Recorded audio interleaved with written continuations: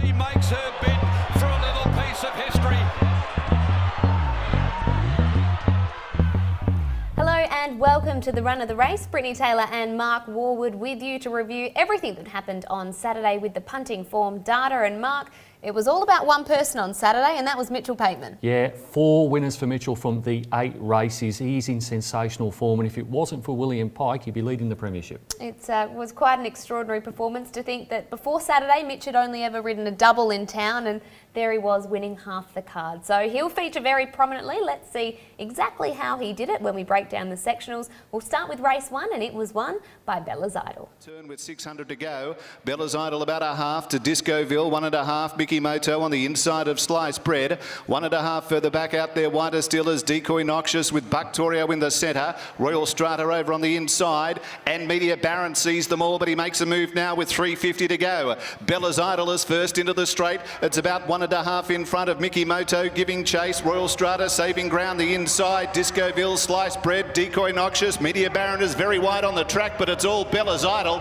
She's raced well clear of Mickey Moto. Media Baron is running on from the back, but Bella's Idol gives them a pasting and wins well. Bella's Idol from... Well, it feels like a little bit of a case of deja vu. This time last week when we were looking at the first race, it was also won by Bella's Idol. Recorded a figure of minus 3.4 on that occasion. Today, we're looking at these numbers very similar, minus 3.1 mark. Yeah, really good performance by Bella's Idol, and she is the follow horse out of this race. Second win on the spin, but only the second time this horse has led in its career, and won by a gap as well, almost the 5 lengths. The forget horse is Discoville. He was past fit at the barriers. He struck the outside rail on the way to the gates, but he's now been unplaced in all 11 races since he won a graduation race last year. And I'm willing to forgive Mickey Moto. It was just simply too bad to be true. Came back lame in its off hind and has never finished off a race as poorly as she did on Saturday.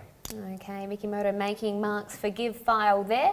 Let's have a look at race 2. This was another really good performance by Double Bubble. There on the fence, 1.5 to Olga Louisa, who is midfield with Cahill on the inside. 7 Castles deeper out with Fairview, and Grand Design sees them all. So it's Metro Boy who gets about 1.5 to 2 now over Double Bubble as they come to the turn, and Kate Whitten brings Metro Boy into the straight over Double Bubble, and Sam is down on the outside closing in now. The Witch Doctor back on the rail, and then followed by Olga Louisa and 7 Castles. Metro Boy, Double Bubble trying to lift. Samizdat is also trying to reel them in. It's Double Bubble moving up to Metro Boy. Samizdat can't get there. Double Bubble first up. Double Bubble comes clear, and Double Bubble has beaten either Samizdat. Well, they went pretty quick here, Mark. Minus 4.8, so that's almost 5 lengths quicker than benchmark here. And overall, Double Bubble's been able to record an overall figure of minus 5.8. And I think he's clearly the horse to follow out of this race, because he was second in the run here in a fast run race. He was first up off a pretty good trial. You go back through his form, he's only had the one bad run, and that was when he was pretty close to a very, very fast speed in the Belgravia Stakes last season. So he is the follow horse. The forget horse is 7 Castles. Was wide from the outside gate, but is still yet to post a decent rating according to punting form. And the forgive horse, I think it's Care Healing here, was impeded until passing the 200 metre pole, fastest sectionals, and it was a clear personal best performance by that horse as well, off that decent tempo. There clearly is talent there. Okay, speaking of talent, let's have a look at race 3, where Pims Royale was the horse that was winning. And it's Caracapo, the favourite, leading about 1/2 to 3/4 over D'Andes and Guns of Navarone.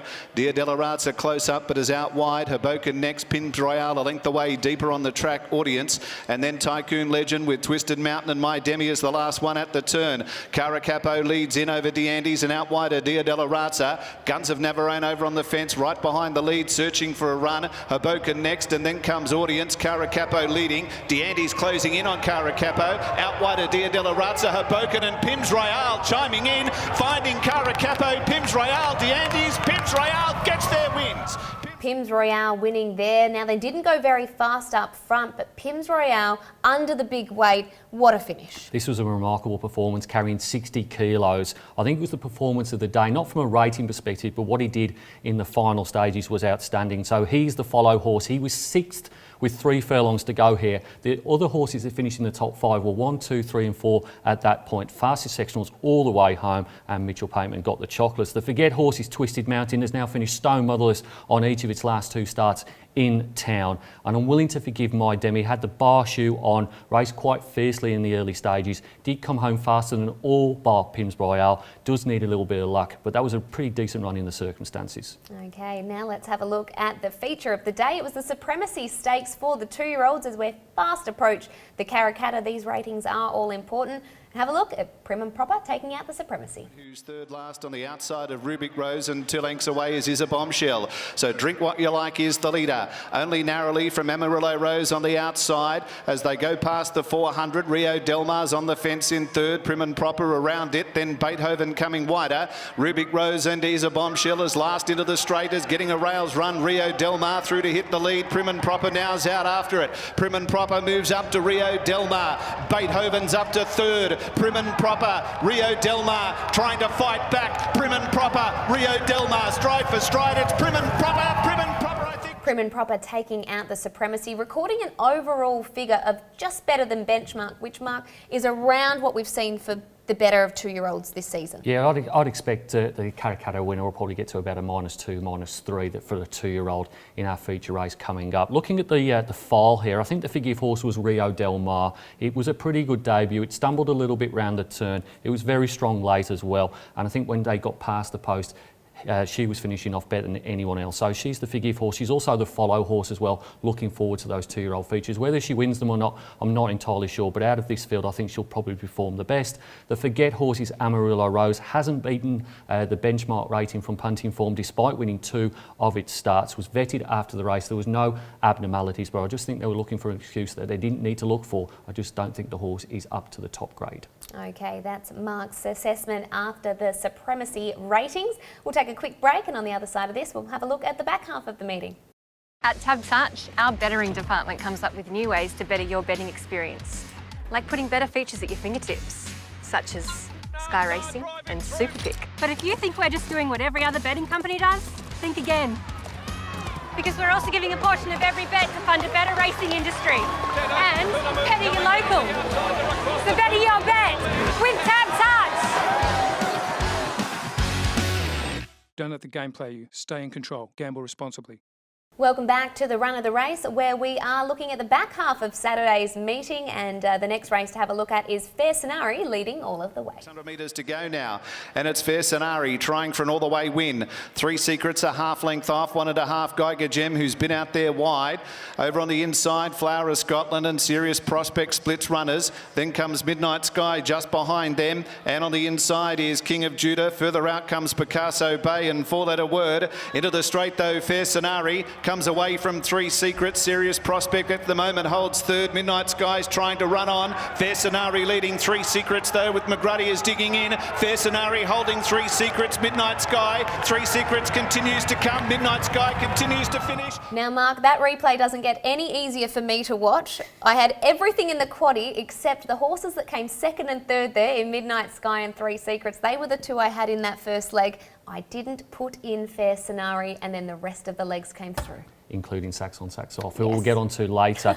Looking at the file here, I am going to forgive Midnight Sky, even if you won't. It was 6th with 3 furlongs to go here. The winner led, and the race was totally dominated by the on-pace Brigade. Fastest sectionals all the way home. Midnight Sky should have won the race, and therefore is the Follow horse as well. I think we'll be winning next start. The Forget horse, I'm going to put a pen through King of Judah here. Finished 7th, was a really big betting drift. $6.50 out to $14. This horse has only won a Pinjarra Maiden as a 2-year-old and a Class 1 at Bunbury. It's been going around too short for mine. Exposed now has not been up to this grade.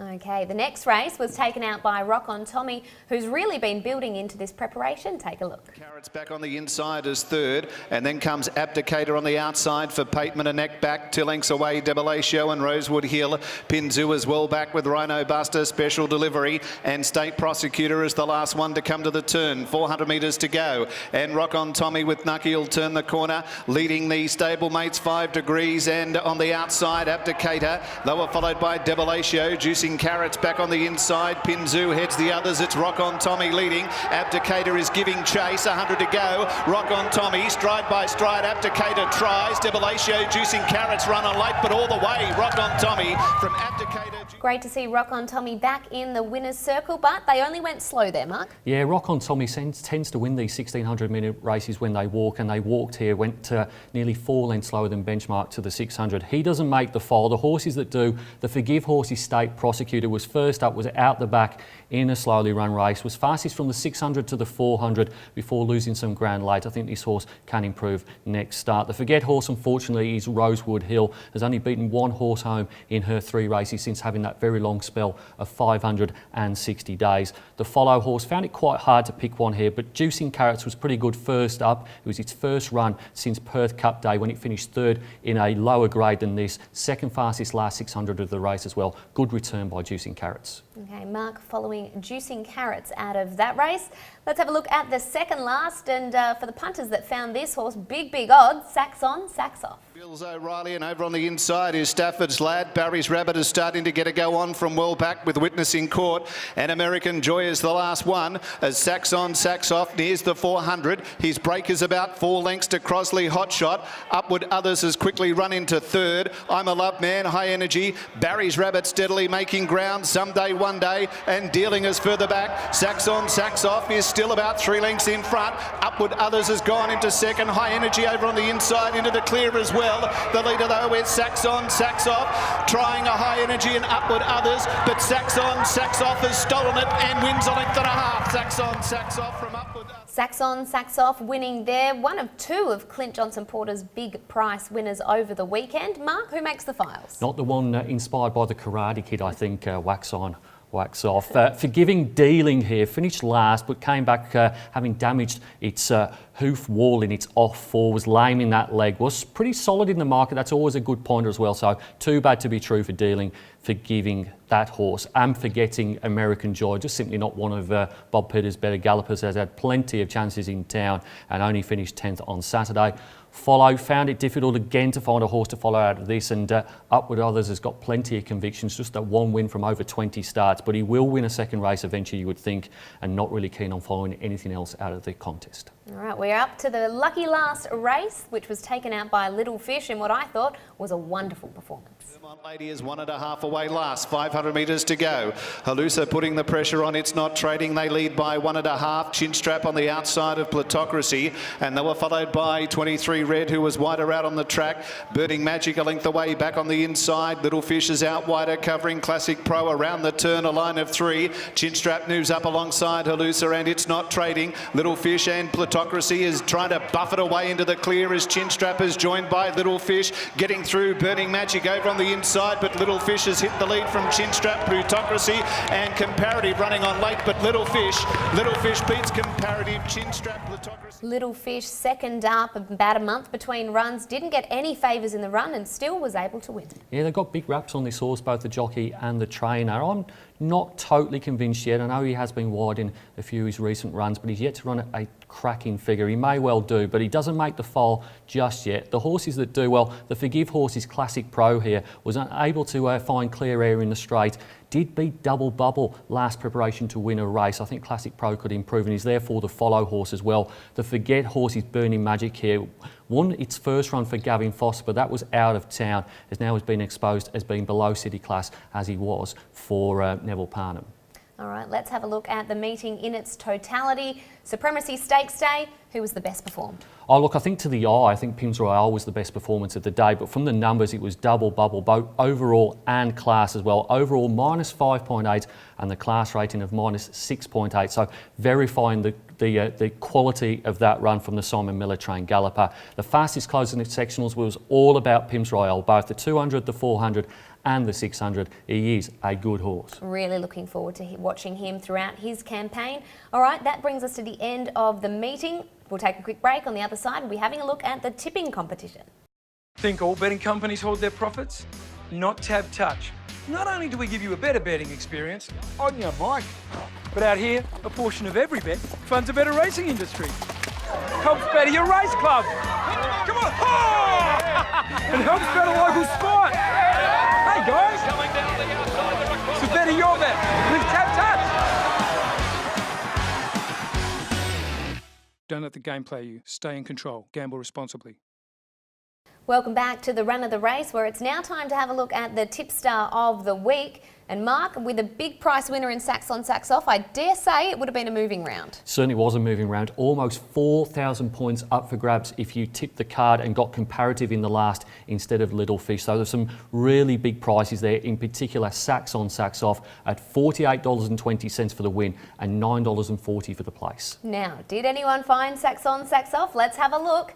Yes, they did. David Keats. Now, were there very many others that managed to find Sacks on Sacks Off? 4 tippers found Sacks on Sacks Off. 2 of them had their big bet on it, and David did better than Hansi Money, who's one of the other winners from back before Christmas in the tipping competition. So David takes out the weekly prize with a score of 3,056 points. And not only does he take out the weekly prize, he goes to the top of the leaderboard. That leaderboard, let's have a look at that.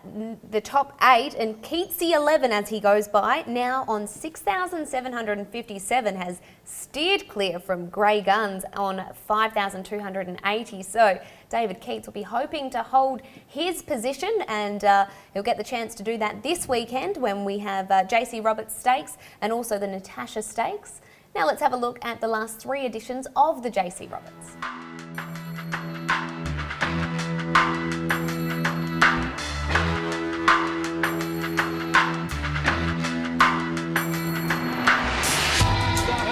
Starting to follow down the middle of the track. Big Red Costa grabbed by Who Dat Singer. Here's Heartstarter though. Heartstarter gather them up with 100 left to travel. Heartstarter draws alongside Who Dat Singer. Put pay to him. Kiora Kutu runs on late, but Heartstarter won. Heartstarter scored from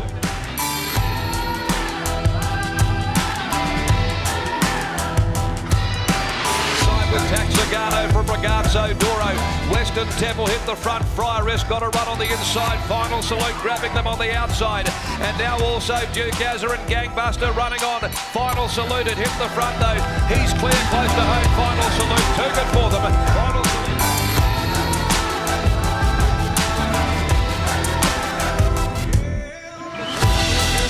2.5 lengths the big show. Prozone now. Money Maher starts to let down. He's coming at He's a Parker at the 150. He's a Parker the leader. Money Maher keeps on coming though. Money Maher grabbed him and Media Baron flying, but Money Maher's back to the top of his game to win the race.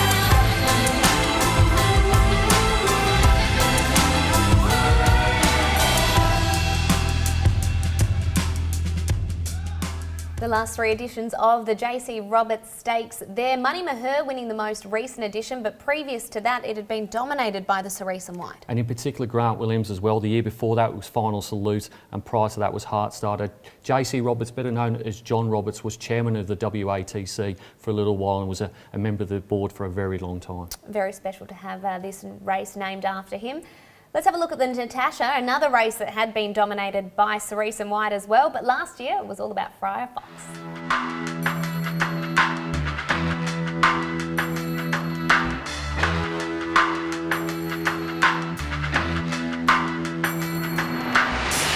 Shot away at the 200. The favourite's gone. Blackwood the leader, tackled by Arcadia Dream. Indigo Aura running on, but Arcadia Dream races to Blackwood. Put pay to her, and she's coming away for Pike. Arcadia Dream cracks it here in the Natasha. Beats Blackwood. Indigo Aura.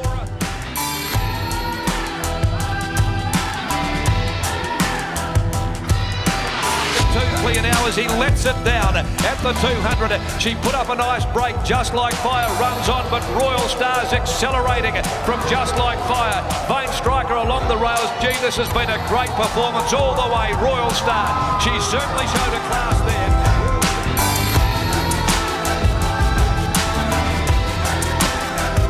Showcase Like a Butterfly, 200 from home, but Friar Fox quickly joins her, went straight past her. Friar Fox, she's bounded clear. Friar Fox dashes away, she's home and hose now in the Natasha. Comes away from Like a Butterfly, modern use, but it's all Friar Fox. A moral beaten in the 1,000 guineas, and she obtains it.